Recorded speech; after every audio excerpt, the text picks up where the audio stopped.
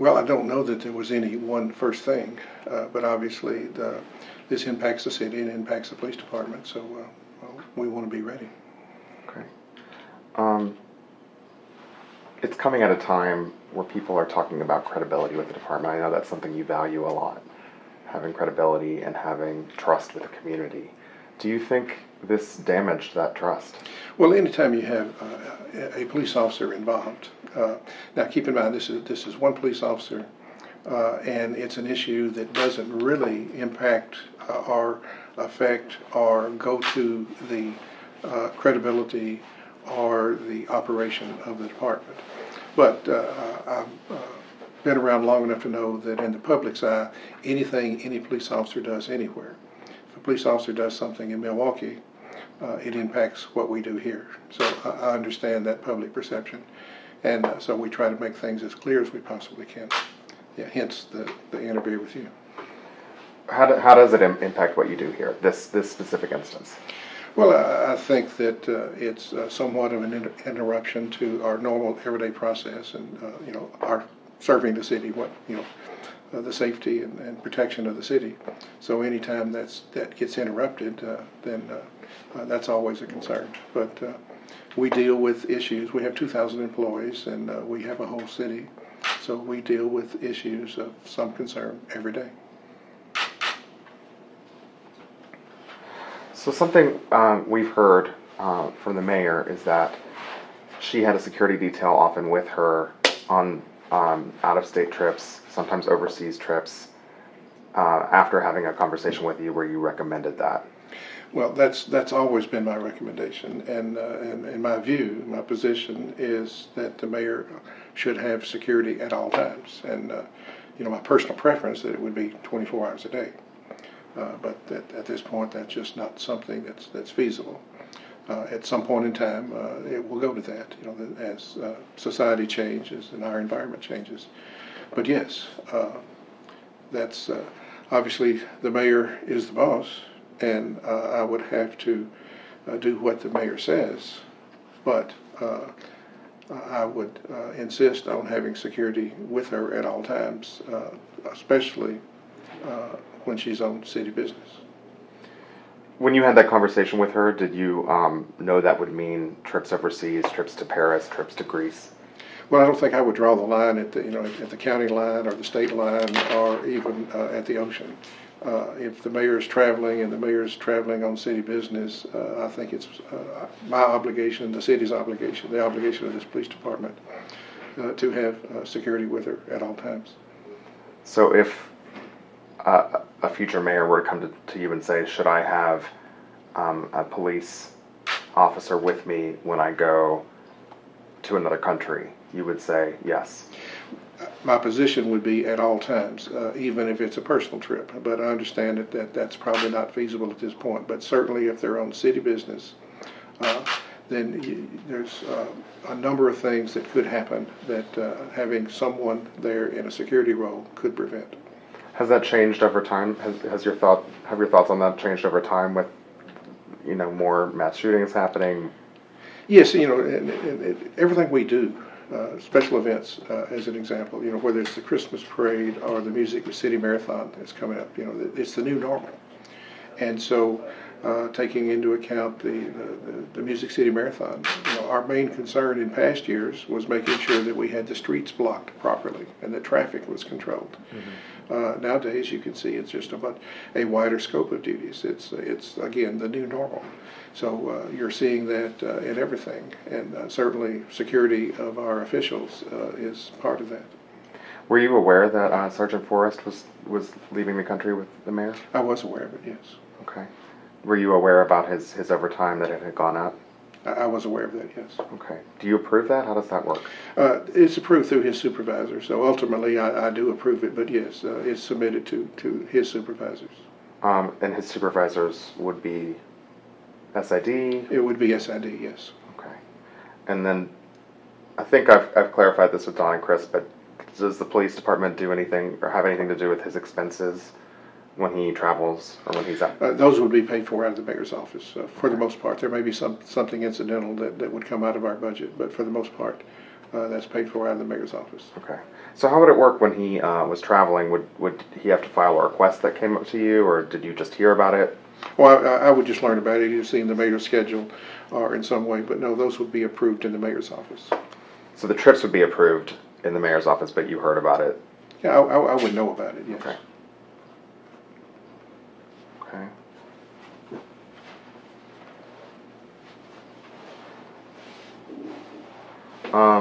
I know I talked to Don last night, and he said that a sexual relationship with someone you're protecting wouldn't necessarily violate the rules as they are in place with the department now. Is that your understanding? Well, see, our rules at the department basically address supervisors having a personal relationship with subordinates. And we've had issues with that in the past, and that's the reason we have those rules in place. Those are directed at the supervisory level. And what are those rules? No personal relationship with your subordinate. Okay. It's not allowed at all? No dating relationship, no personal relationship. And if one should develop, is there a protocol for what should happen then? Or There's disciplinary action. There's suspensions, demotions, things of that nature.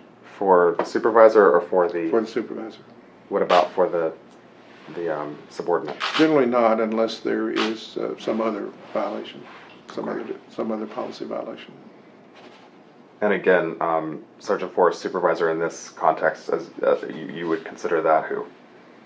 Well, Sergeant Forrest is supervised by his supervisors in SID.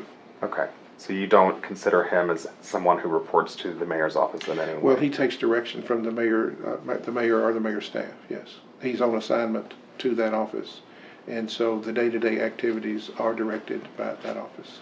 Okay. Do you think the mayor is his supervisor in any real way, or was his supervisor in any real way? Again, the mayor or personnel in the mayor's office direct the day-to-day activities of those. For reporting purposes, Sergeant Forrest would report to his supervisors in SID. Okay.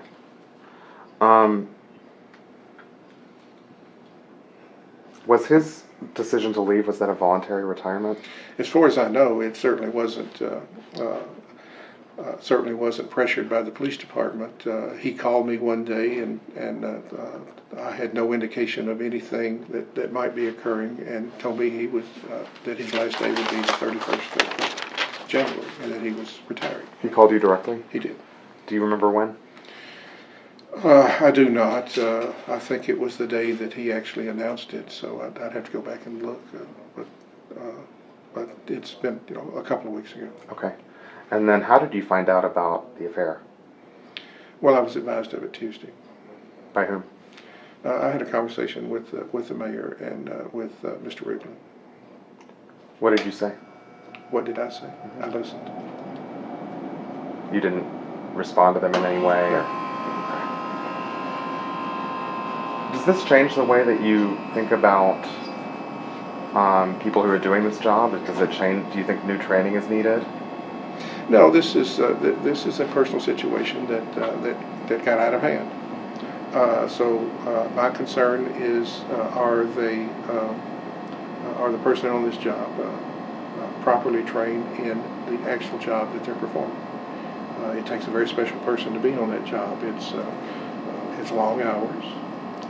It's often in adverse conditions, and as I pointed out earlier, you literally can't go to the restroom until you get permission, because somebody's got to be on that post.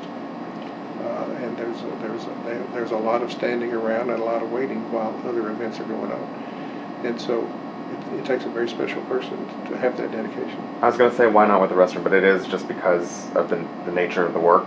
Exactly. You can't just wander off. You have to be there constantly. Mm-hmm. Well, given the amount of attention and focus that you need, is this? Can you consider this personal? I mean, if something like that bleeds into your mind, couldn't that affect your professional performance in some way? If you can't even go to the bathroom. I'm not sure your question. So, from what I'm hearing from you is that this takes uncommon focus that's beyond the norm. Somebody really needs to be on the clock at all times.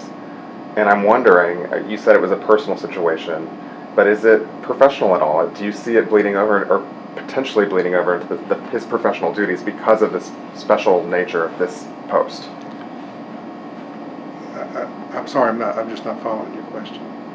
I think what I was referring to, that there are many officers, if we put them on that job after a few weeks or a few months, they would say, I would rather be back in the patrol division answering calls, or I'd rather be investigating cases, as opposed to on this schedule where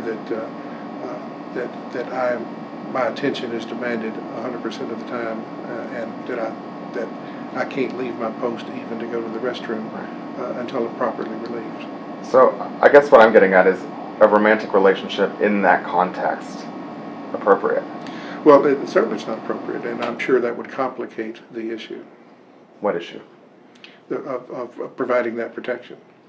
That it very well may cloud someone's thinking. So do you think it's a professional and a personal issue then? If Well, it could cloud your thinking on the job? I think that it could be both, yes. Okay. I know you said yesterday that you weren't aware of any legal issues and that you hadn't started an investigation. Is that still the case? That's still the case. I'm not aware of anything that would be a violation of criminal law or even our policy at this point. Okay. Well, because you said it could be both a professional and a personal issue.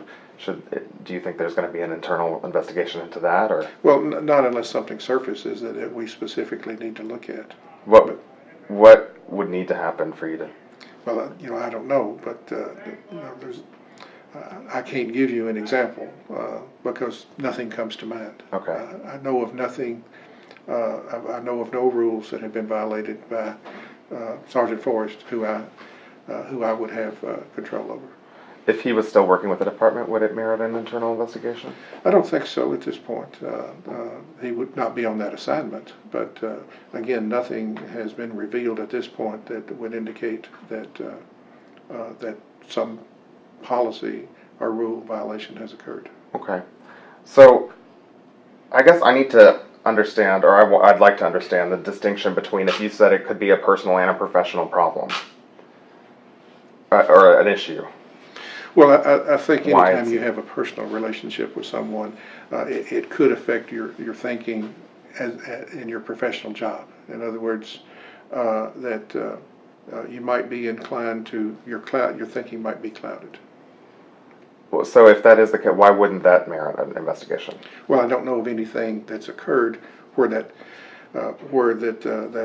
thinking has been clouded. Okay. I don't know of any specific instance. So you think it's possible, but you would need to see evidence of that? Exactly. Okay. Exactly. Have you talked to Sergeant Forrest? I have not, other than that one phone call. Okay. Have you talked to SID, leadership in SID, about how to proceed? Yes, I've talked with Chief Henry, and at this point, we're not seeing anything that we would change. Okay.